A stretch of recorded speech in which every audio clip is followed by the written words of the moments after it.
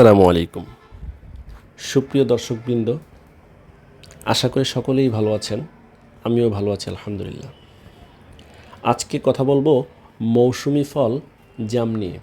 জাম শুধু একটি সুস্বাদু ফলই নয়, বরং এতে রয়েছে আমাদের দেহকে সুস্থ রাখার জন্য অনেক অনেক পুষ্টিগুণ।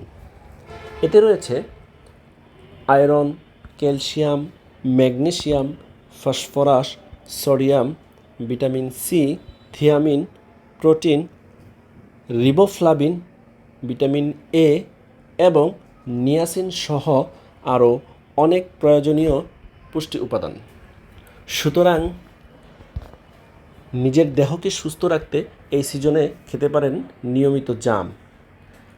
আজ এ পর্যন্তই, দেখা হবে অন্য আরেক ভিডিওতে। সে পর্যন্ত ভালো থাকবেন। আসসালামু আলাইকুম।